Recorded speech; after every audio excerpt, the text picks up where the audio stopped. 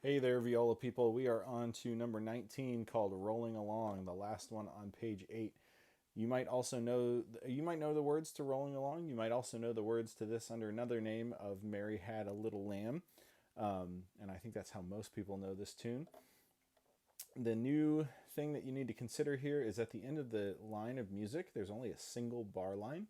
And that means that there is more music coming after that, which means this is our first two-line song. So you play the first line all the way through, and then there's a single bar line, which means you jump back and read from left to right the next line down. Notice the next line doesn't have a exercise number on it. That's also a good hint that these two lines go together. So we are going to play them all the way through, and then after the three quarter note rests at the end, there is a double bar line. That means it's the end of the song. So in this song, everything is moving stepwise. So it's just a finger on or a finger off to move from note to note. There are no skips. And we are going to play it at three different tempos for you to practice along. Please make sure that you've mastered the song at the slower tempo before you move on and try to do it the faster tempo. When we move our fingers in a slow manner, it really helps program our brain.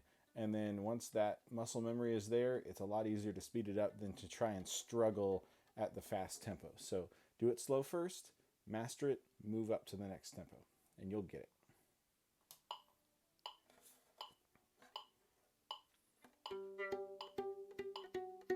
So I went G to G and then half step to F sharp to find my first note.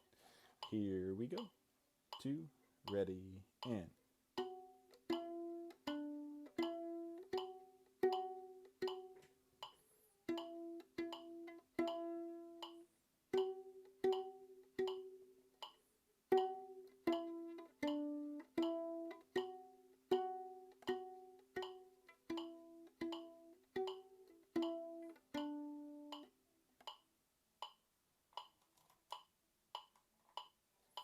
1, 2, ready, go.